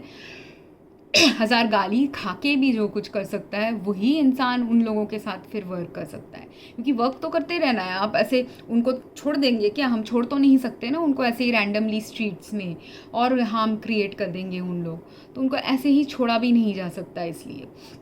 पर उनसे काम कराने लायक लोग फिर लाना पड़ेगा उनके लाइफ में, या उनको समझाने लायक लोगों को लाना पड़ेगा, ऐसा कुछ करना पड़ेगा, राइट। या कभी कभार उनको थोड़े देर के लिए अपने ही प्रॉब्लम्स में के डार्कनेस में घूमने देना पड़ेगा शायद, आई डोंट नो। अलग इंसान के लिए फिर अगेन अलग चीज़ होगी, कि जो खुद से नहीं, दूसरों की मदद लेना नहीं जानता उसको तो फिर मतलब खुद से मदद अपनी करना सीखना पड़ेगा, राइट। और क्योंकि तो ऐसे 2 टाइप के इंसान होते हैं, जो खुद से मदद करना लेना नहीं जानते, और कोई ना क्यों बोलेंगे कि उन्होंने लिया होगा लोगों से मदद, पर लेके देखा होगा कि उनका किसी ने सेक्सुअल एडवांटेज ले लिया, या उनको कुछ मारपीट कर दी, या कुछ भी कर दिया जो एडवांटेज ले लिया सडनली, तो तब कभी कभी लोग हेजिटेट भी करेंगे लेने का। तो वो समझना कि डिफरेंस की कौन हेजिटेट कर रहा है कि क्योंकि उनके साथ अब्यूज़ हुआ है या कुछ हुआ है। इनफैक्ट वो जो फर्स्ट वीडियो का लड़का था, उसको जब इन लोग आके पूछ रहे कि क्या हुआ और वो रो रहा था, उसके पास आके जब वो दूसरा लड़का बैठा वो हिल गया थोड़ा। क्यों हिल गया? क्योंकि उसको किसी ने अब्यूज़ भी किया हो सकता है। वो अब्यूज़्ड लड़का लगा मुझे बहुत। तो उसके तो डेफ़िनेटली मुझे ऐसे लगा कि वो अगर घर चला जाएगा तो शायद उसके मम्मी पापा से मार वार खा सकता है। तो ऐसा वो लड़का था शायद। तो पता नहीं, ऐसा मुझे लगा, या मम्मी पापा से मार खाई होगी, बीवी बीवी है तो बीवी से मार खाई होगी, या कहीं अगर सपोज़ वो अपने वर्क के लिए वो पैसा लेके, मालिक ने उसको पैसा दिया था कि कहीं जाके डिलीवर कर, तो वो मालिक उसको मार सकता है, ऐसा भी हो सकता है। तो वो लग रहा था abuse type person. And then जो थर्ड सेट के बारे में अभी तक मैंने बोला ही नहीं। जो थर्ड वीडियो मैंने देखी और मैं वापस एग्जॉस्ट हो रही हूँ, उसमें ऐसे था कि वो जो एक कपल था, वाइफ बहुत एग्जॉस्टेड थी और रास्ते में ऐसे सो पड़ी थी, एक बेंच जैसे था, बेंच में सोई हुई थी और उसको ना सांसों की तकलीफ़ हो रही थी। और उसका हस्बैंड उनके सामने पानी भी था, उसने पानी पिया, पर कौन सा पानी पिया पता? बिस्लरी का पानी पिया। आजकल बिस्लरी, हिमालया, वेदिका, ऐसे बहुत सारे ब्रांड्स हैं जिसमें ना मिनरल वाटर मिलता है, प्योर सिर्फ पानी नहीं मिलता। तो जो भी ब्रांड्स हैं ना, वो ब्रांड्स में जब पहले प्योर वाटर मिलता था वो ज़्यादा, और अगर वो क्लीन वाटर है तो वो हेल्दी वाटर होता है। जब आप डिहाइड्रेट हो रहे हैं आपको लेने के लिए, किसी किसी डिहाइड्रेटेड पर्सन को थोड़ा सा मिनरल ज़रूरी होता है पानी में। पर अगर सपोज़ आप वो मिनरल जो ब्रांड का पानी आप खरीदे हो, लोगों को ये भी ठीक से नहीं इन्फॉर्मेशन है इंडिया में कि आप अगर किसी को ऐसे ही पानी दे दोगे, पर आपके पानी में अगर कोई मिलावट है, पानी में अगर मिनरल है, बॉटल वाटर ही आपने ख़रीद के दे दी, तो उसमें जो मिनरल्स हैं, अगर वो मिनरल के कोई भी इंग्रेडिएंट आपकी बॉडी को सूट नहीं कर रहा है उस वक्त आपके करंट हेल्थ स्टेटस के अकॉर्डिंग, तो उसके अंदर डाला हुआ मिनरल भी आपके लिए हानिकारक हो सकता है। क्योंकि अगर जो बॉटल वाटर बनाया गया है वो तो बनाया गया है एक नॉर्मल हेल्दी इंसान के लिए, पर जो इंसान बेहोश होने जा रहा है डिहाइड्रेशन की वजह से, या डिहाइड्रेशन प्लस मैल न्यूट्रिशन प्लस दूसरे और बहुत सारे कारणों से बेहोश कोई हो सकता है। तो जब कोई इंसान ऐसे बेहोश हो रहा है, पहले ज़माने में आप सिर्फ आपकी बॉटल में अगर पानी है, आपके घर में क्लीन पानी आता था, आपने आपकी बॉटल की पानी दे दी, ठीक है। या पहले आपका यहाँ प्रॉब्लम था, इसीलिए लोग बॉटल वाटर ख़रीदने लग गए। पर पहले की बॉटल वाटर में सिर्फ प्योर H2O होता था, प्योर पानी होता था, तो वो क्लीनर पानी होता था जब आप क्लीन पानी, प्योर पानी दे रहे हो। पर अगर आपका पानी का मैन्युफैक्चरिंग फैसिलिटी में कुछ गड़बड़ चल रहा है, या वो पानी ना सेकेंड हैंड मार्केट में कोई सेल कर रहा है कि वो बॉटल का रिसाइकल में ना ही जाने दे के वो कुछ इलीगल एक्टिविटी कोई मैन्युफैक्चरर कर रहा है, जो भी है, अगर सपोज़ आपका पानी अभी प्योर नहीं है अलग अलग कारणों से, या तो उनमें मिनरल डाल दिया है, ब्रांड ही चाहता है कि उसमें मिनरल्स हों अपने ब्रांड को अलग रखने के लिए, कि अभी हिमालय का जो मिनरल्स होगा थोड़ा अलग होगा बिस्लरी से, उसका अलग होगा किनली से, उसका अलग होगा वेदिका से। ऐसे ये 4 जो डिफरेंट ब्रांड्स हैं मेरे एरिया में, उनके बारे में मैं बता रही हूँ। तो अभी ये जो 4 ब्रांड्स के जो मिनरल कंटेंट होंगे अलग अलग होंगे, पर ये चारों ब्रांड के जो मिनरल कंटेंट है जो अलग अलग हैं, अब इसीलिए आपने किसी भी रैंडम स्ट्रेंजर को ये चारों अलग अलग ब्रांड के पानी दे दिए, आपको पता नहीं उसमें से कौन सा ब्रांड उनको सूट करेगा नहीं करेगा उनके करंट हेल्थ स्टेटस के लिए। कभी कभी बच्चों के लिए तो और ख़तरनाक ये होता है कि इसमें अगर पोटेशियम है, पोटेशियम कभी कभी अगर ज़्यादा लेवल में हमारे बॉडी में चढ़ जाता है तो हमको हार्ट अटैक भी आ सकता है। तो जो ऑलरेडी डिहाइड्रेटेड है उसको आपने मिनरल भलाई के लिए तो दे दी, पर अगर वो छोटा बच्चा है, पतला इंसान है, पीड़ित इंसान है, कोई डिज़ीज़ चल रहा है जो डिटेक्ट नहीं हुआ है या डिटेक्ट हो चुका है, पर आपको पता नहीं वो डिज़ीज़ में वो मिनरल कैसे इंटरैक्ट करेगा, तो उनको वो पानी हार्मफुल हो जाएगी, वो बेहोश हो सकते हैं वो पानी पी के, या हार्ट अटैक आ सकता है वो पी के, ऑर्गन डैमेज आ सकता है, सेल डेथ हो सकता है, कुछ भी हो सकता है उनको, वो पानी में क्या है उसके ऊपर डिपेंडेंट। तो अगर कंपनी से ही कुछ मिनरल्स है तो वो मिनरल्स की वजह से हो सकता है, अगर कंपनी ने कुछ मैन्युफैक्चरिंग में गड़बड़ किया है और वो पानी में सिर्फ मिनरल्स नहीं है पर केमिकल पोल्यूशन है, माइक्रोबियल पोल्यूशन है, पैरासिटिक पोल्यूशन है, तो उससे आप ज़्यादा बीमार पड़ सकते हो। कुछ अच्छी चीज़ आप तो देने जा रहे हो लोगों को कि जो बेहोश हो रहा है उसको मैंने पानी देने गया, पर और आपको नहीं पता कि आपके घर का पानी ख़राब है। पर अगर कोई इंसान, मेरे साथ ऐसा हुआ कि मैं बेहोश होने वाली थी, यहाँ गई थी, मार्केट गई थी, मार्केट में मैं ज़्यादा देर घर में पानी का प्रॉब्लम चल रहा था, तो मुझे पानी ही खरीदने मैं मार्केट जा रही थी। पर पानी जब खरीदने गई, और पानी एंड लस्सी ऐसे सब चीज़ें मैं खरीद रही थी, खरीदने गई, मेरे को इतना चक्कर आ गया, ऐसे सांस मेरे रुकने लग गई।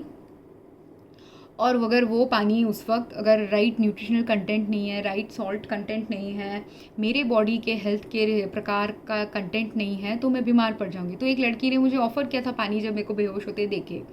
पर मैंने लिया नहीं उसका पानी, क्योंकि मुझे पता नहीं कि उसके घर का पानी कैसा है, उसके बॉटल में पानी कैसा है। एक सिप मैं ले सकती हूँ, पर तब मैं इतने ही बुरे हालत में हूँ कि मैंने वो एक सिप भी ले लिया, तो मुझे पता नहीं वो एक सिप का क्या असर होगा। मैं वहीं पे बेहोश हो जाऊँगी वो सिप लेके, या वहीं पे हार्ट अटैक आ जाएगा, कि क्या आ जाएगा। और क्योंकि मेरे को health distress, heart related, cardiovascular and circulatory system distress, ये तीनों का डिस्ट्रेस चल रहा है, वो मुझे समझ में आ रहा था। और प्लस डिसोरिएंटेशन भी आ जाएगा आपको अगर आप डिहाइड्रेटेड हो और पानी कम है आपके बॉडी में, और न्यूट्रिशनल डेफिशिएंसी चल रही है, कुछ भी चल रहा है, तो ये सबका कॉम्बिनेशन आपको आ सकता है। तो तब थोड़ा सा भी गलत पानी आपने पी लिया, तो गलत कंटेंट वाला कुछ खा लिया, पी लिया, तो प्रॉब्लम।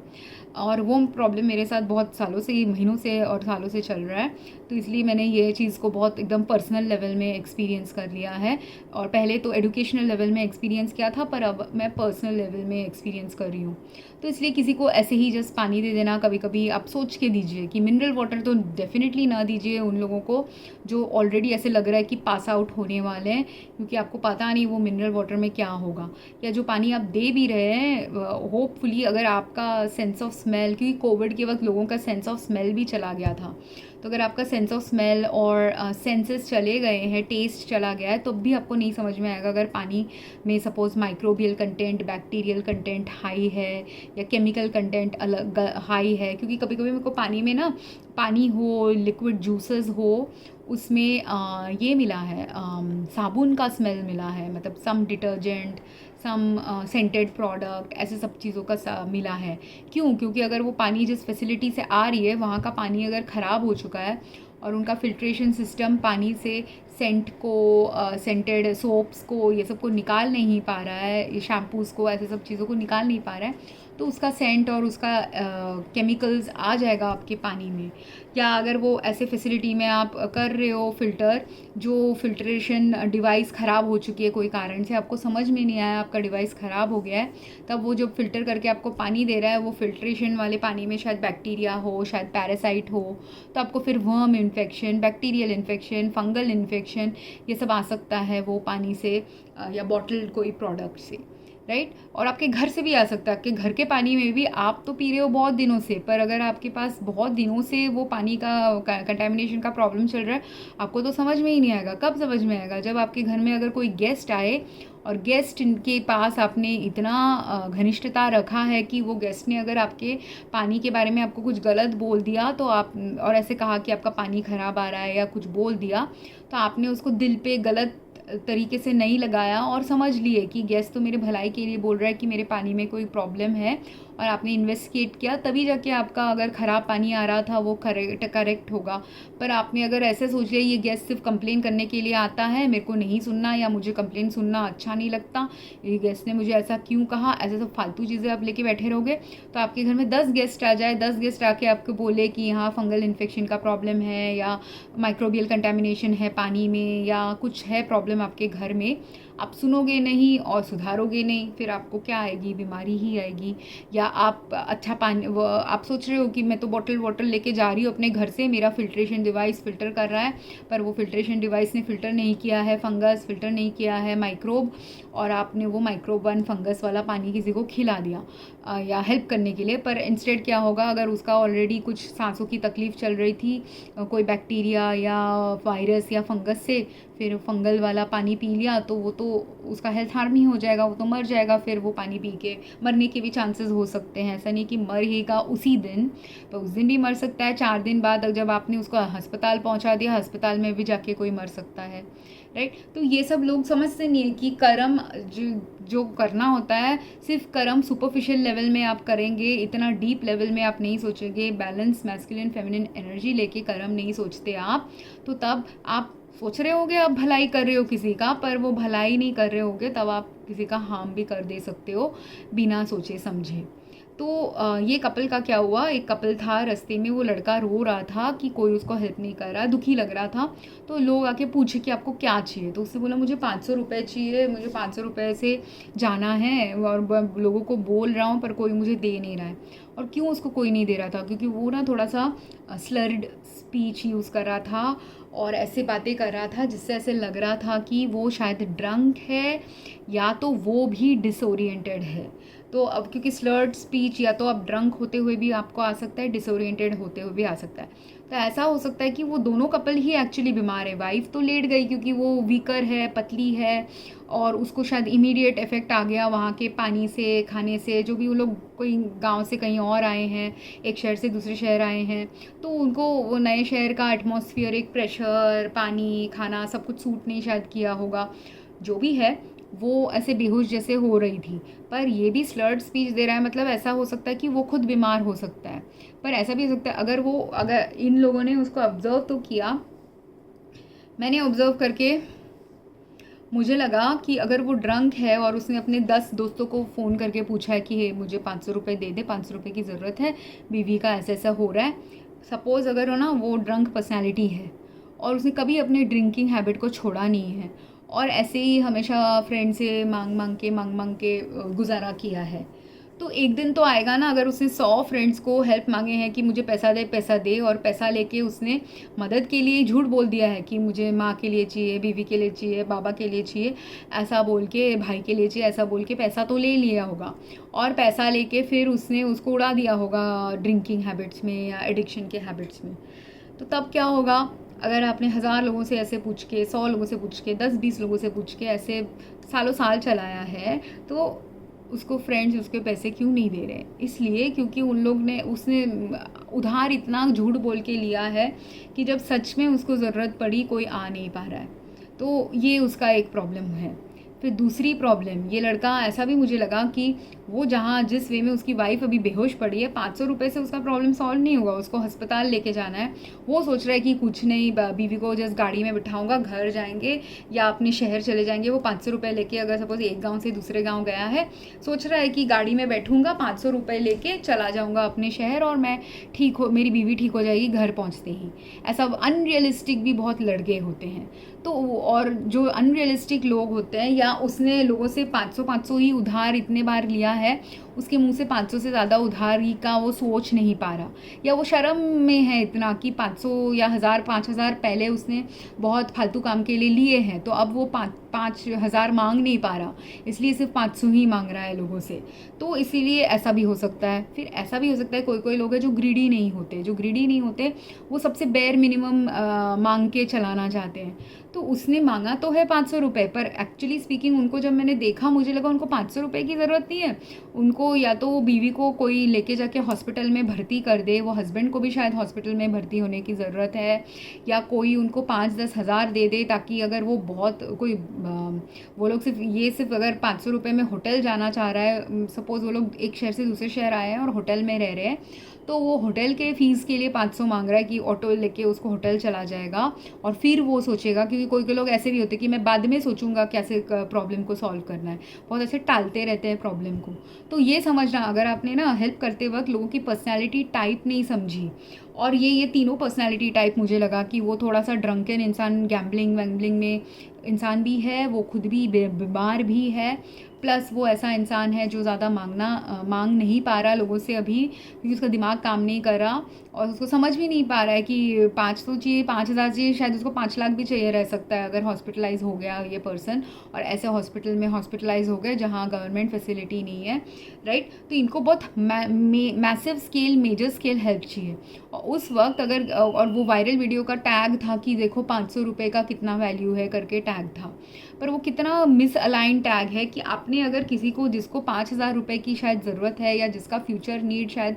50,000 भी हो सकता है, 5 लाख भी हो सकता है, जिसको टेम्परेरीली बेयर मिनिमम ही हेल्प आपको अगर करना है तो एटलीस्ट आपको 4-5 हज़ार शायद खर्चा करना पड़े उनको हेल्प करने के लिए, या दिमाग लगा के उनको हेल्प करना पड़ेगा, कि सोच समझ लगा के उनको हेल्प करनी पड़ेगी। तब अगर आप ऐसा इंसान वहाँ भेज दो हेल्प करने के लिए जिसको ना ही क्वेश्चन पूछना आता है, जिसको ना ही देना आता है, जो सिर्फ जिसने मांगा मेरे को 500 चाहिए तो 500 के आगे कुछ देना जानता नहीं, समझना जानता नहीं,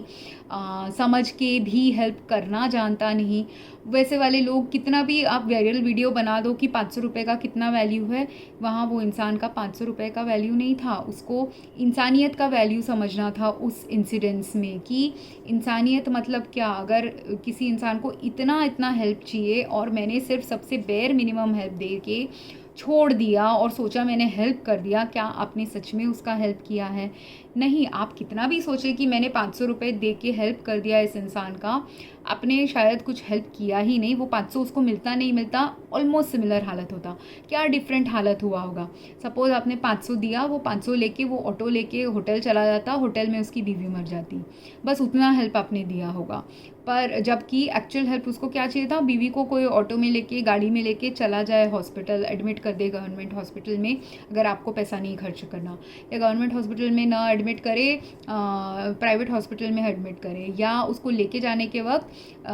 खाना दे, पानी दे। जो डिहाइड्रेटेड है तो डिहाइड्रेशन का प्रॉब्लम है, पॉइजनिंग का प्रॉब्लम है, उस लेवल में आप सोचें कि उसको है क्या प्रॉब्लम, किस लेवल का प्रॉब्लम है। तो ये डिसर्नमेंट लाना कौन लाएगा? ये मोस्टली घर में जब विमेन होती है, विमेन ये सब चीज़ें बहुत अच्छे से सोचती हैं, इसलिए ये 10 प्रकार की चीज़ें सोच सकती हैं। या वैसे वाले लड़के जो जिनके घर में खुद अभाव से वो गुजरे हैं, वो 10 प्रकार की चीज़ें सोच सकते हैं, जिनके अंदर वो फेमिनिन एनर्जी है, राइट क्रिटिकल थिंकिंग एनर्जी है, right critical thinking analytical energy है, और ये भी डिसर्न करने की एनर्जी है कि किस लेवल तक इनको हेल्प करना है। तो उनको ना, अगर इस आदमी ने 500 रुपये दे के वो चला गया, तो और दूसरा इंसान सोचा कि इसको तो 500 रुपये मिल गए, मुझे कुछ हेल्प करने की ज़रूरत नहीं है, तो आपने क्रिटिकल डिसर्नमेंट नहीं दिखाई। क्योंकि ऐसे हो सकता है कि वो पहला इंसान सिर्फ 500 रुपये देने की कैपेसिटी में है, वो 500 दे के चला गया, वो उसके पास कितना भी पैसा हो, गाड़ी हो, हॉस्पिटल जाने का रास्ता उसको पता हो, सब कुछ पता हो, वो कुछ नहीं किया, वो है वैसा इंसान। पर उसके पीछे सपोज़ एक और इंसान बैकअप के लिए भगवान ने इनको भेजा था, तो उसने देखा अरे इसने तो 500 दे दिया, बस इतना काफ़ी है क्या काफ़ी? आपने तो डिसर्नमेंट लाया ही नहीं। तो आपने सिर्फ 500, इसने 500 मांगा, इसने 500 दिया, बस ख़त्म हो गया। ऐसा होता है क्या लाइफ में? नहीं होता। जिनको सच में बहुत हैवी लेवल का हेल्प चाहिए होता है, वो 500 रुपये मांगे भी तो उनको शायद 5,000 से 5 लाख का हेल्प भी शायद करना ज़रूरी हो सकता है। ऑब्वियसली आप 5 लाख का हेल्प उनको नहीं कर पाओगे, वो हेल्प उसको शायद फ्रेंड से ही मांगना पड़ेगा अगर आप उसको प्राइवेट हॉस्पिटल लेके चले गए। पर गरीब इंसान देख के आपको तो उसको शायद गवर्नमेंट हॉस्पिटल या छोटे कोई क्लिनिक में लेके जाना ज़्यादा ज़रूरी है, राइट? क्योंकि क्लिनिक में भी उनका, अगर उनका सिर्फ डिहाइड्रेशन प्रॉब्लम है तो क्लिनिक में ट्रीटमेंट मिल सकता है। पर अगर उनका dehydration plus nutritional deficiency plus food poisoning problem है, तब जाके उनको अस्पताल में लेके जाना है। और फिर ऐसा जगह, और इंडिया में मगर पॉइजनिंग रिलेटेड ही बहुत मिसकंसेप्शंस है जो मैंने प्रीवियस वीडियोस में भी बनाए हैं। तो जब आप कोई होमलेस को हेल्प कर रहे हो, आप उसको ये सोचिए कि उसको, और मैंने और भी 2-3 होमलेस के वीडियोस देखे, 1-2 ऐसे होमलेस लड़के दिखे जिन लोग, एक बोल रहा है कि डिजीनेस भी हो रहा है और उसको चोक भी हो रहा है गला। जो गला क्यों चोक हो रहा है? क्योंकि उसने कुछ खाया होगा या कुछ इनहेल कर दिया होगा एटमॉस्फेयर में, जिससे वो एलर्जिक है, तो उसको पॉइजनिंग रिलेटेड सिम्टम्स आ रहे थे। और हमारे इंडिया के जो लोग हैं, अकॉर्डिंग टू मी, इंडिया के पर्सनल, इस जगह के पर्सनल जहाँ मैं रहती हूँ, यहाँ के पर्सनल वेल वर्स्ड है ही नहीं कि what is health harming, what is health safe, what is health unsafe. Health safety parameters और पॉइजनिंग रिलेटेड पैरामीटर्स पे बहुत बहुत कम डॉक्टर्स अभी तक अवेयर हुए हैं और वो अवेयरनेस का टाइम आ चुका है। नहीं तो ऐसे लोग जाएंगे भी हॉस्पिटल में तो मर सकते हैं, क्योंकि अगर आपको समझ में ही नहीं आया कि इसको फूड पॉइजनिंग हुआ है, food poisoning plus allergic reaction चल रहा है फूड पॉइजनिंग का, मतलब ऐसा फूड पॉइजनिंग नहीं जिससे सिर्फ पेट खराब हो या टॉयलेट आए या पसीना छूटे या डिहाइड्रेशन हो जाए, वैसा वो तो माइनर लेवल का कुछ फूड एलर्जी हो सकता है, या माइनर लेवल का फूड पॉइजनिंग जो बॉडी ही कर रहा है रिजेक्ट बाय पूप करके, स्वेट करके, पी करके। पर अगर आपको कोई मेजर लेवल का ना इंटरनल प्रोसेसेस में गड़बड़ चल रहा है फूड एलर्जी से, या टॉक्सिक पेस्टिसाइड वाला कोई फूड खा लिया, पानी पी लिया, इनहेल कर दिया कुछ केमिकल्स एटमॉस्फेयर से, ये सब का जो अंदर इंटरनल प्रोसेसेस चल रहा है उससे आपका कार्डियोवास्कुलर सिस्टम शट डाउन हो सकता है, सर्कुलेटरी सिस्टम, सेरेब्रल अटैक हो सकता है, शट डाउन हो सकता है, ऐसे सेरेब्रल हेमरेज आ सकता है अगर ऐसा कुछ केमिकल है जो हेमरेज देता हो, एपिलेप्सी दे सकता है ऐसा कोई केमिकल वाला फूड खा लिया जो एपिलेप्सी देता हो, रेस्पिरेटरी ट्रैक्ट इलनेस दे सकता है। तो इसीलिए मैंने जो प्रीवियस वीडियोस भी बनाए हैं और जब बता रही हूँ कि आप किसी को अगर हेल्प भी करना चाहते हो, अगर आपने किसी गरीब को देख के खाना भी देने की कोशिश कर रहे हो, थोड़ा थोड़ा एनालाइज करने की कोशिश करो कि सही जगह से वो खाना आ रहा है कि नहीं, वो खाना गुड क्वालिटी का खाना है कि नहीं, एंड आपके फूड सोर्स से लेके फूड डिलीवरी के जिस इक्विपमेंट में आप किसी को खाना दे रहे हो वो भी हेल्थ अलाइंड है कि नहीं। इतने लेवल का लोगों को काम करना है राइट नाउ, और इसमें बहुत हाई लेवल का लोगों को काम करना है, पर वो हाई लेवल का काम आप नहीं कर पाओगे अगर आप लो लेवल के कामों में फंसे रहोगे और उसके ही ग्लोरी में फंस जाओगे कि मैं तो 1 मिलियन प्रेज ले रहा हूँ या बहुत सारे लोग मेरे को